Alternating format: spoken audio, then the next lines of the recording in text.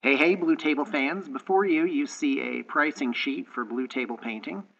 It's been many years since I have done a video on how to use these, but this is the comprehensive system that we use to give our quotes, and you can receive these sheets by request.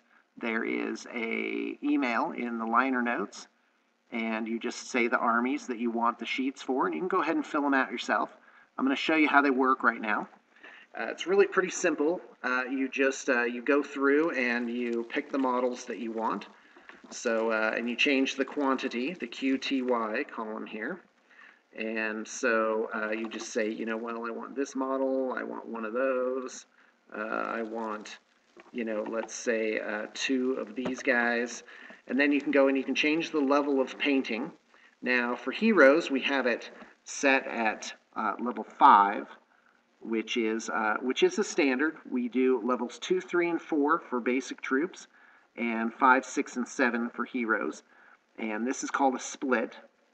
So typically you would do a level 3, 5 split. So level 3 for everything, and that's about 90% of what we do is just Wargamer standard level 3. And so for heroes, they can't be done at the lower levels like the troops. But you can always ask them if you have any questions. So anyway, you go down here. One advantage of going through BTP is you don't always have to have the numbers that are in the boxes. So let's say for Glade Guard here, you only wanted 10. We would purchase the box of 16 and just absorb the rest of them. Obviously, we would rather have it in multiples of whatever the box set is. So let's say you want a 30 Eternal Guard.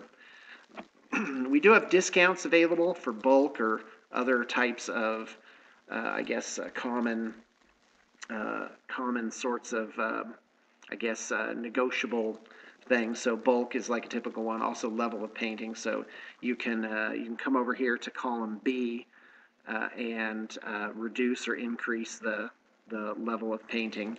And so let's say I want my Glade Guard at level 4, which I do recommend. Upgrading to level 4 is just fantastic. But if you're on a budget, you just want to get the paint on them. They will definitely look good as a group on the tabletop if you go down to level 2. Now, what else here? Okay, so you would just go through. You'd make your army and put in the amounts of whatever it is that you wanted. And so down here you'll see a conversions budget. So usually 5 to 10% of the total cost of the army is recommended. Freehand budget. You can get magnetization, add a battle foam case. Now the advantage of you can go directly through battlefoam.com. They will help you. They have a lot of options. If you want to go through us, there is the advantage that we will make sure everything fits. So there's no chance of ordering the wrong type of foam. You can also get decorative bases. That's just with something put on them, like a rock or a skull or a branch or something like that. A little something goes a long way. Down here you got movement trays. Again, we have staff who are available to answer any questions and make sure your project comes out right. So there's definitely a custom feel to it. So down here at the bottom under cost of models and paint cost and assembly cost, it'll break down every one of those costs. Now, if you're sending your own models assembled, you will zero out the assembly cost. And if you're so if they're assembled, you zero out assembly. You can zero out the models.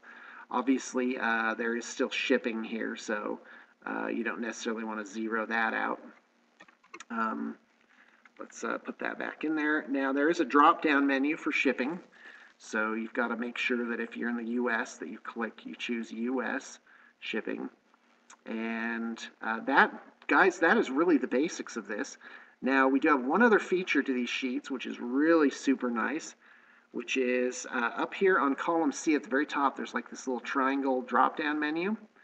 And if you deselect the 0, you will get rid of all the things that have quantity 0.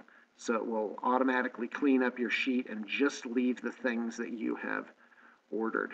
So again, this doesn't count any specials or other types of discounts that we do have. And the most common of which are bulk and, of course, changing the level of your figures.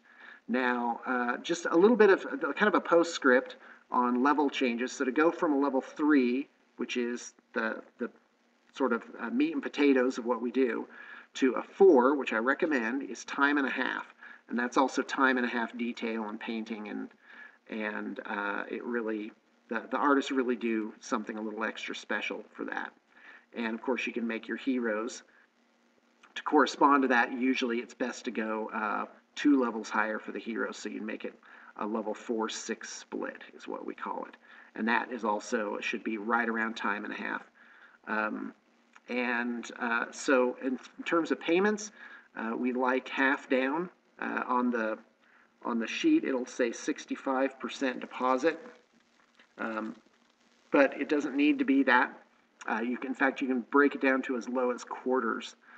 And so what you would do, if you wanted to go the extra mile here, you could type in your name, Shawn Herkenheimer, let's just say, and then you see it says Fantasy Wood Elves 01. You don't necessarily need the fantasy there. So what we would do is if you did a subsequent order, we would name it 02, and if you did another one after that, we would name it 03.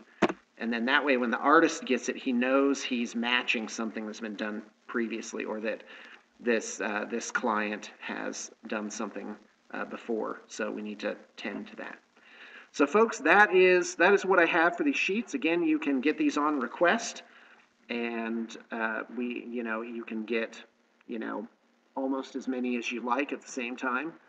And it really helps to play around with this and figure out what it is that you want to do. So thanks for tuning in.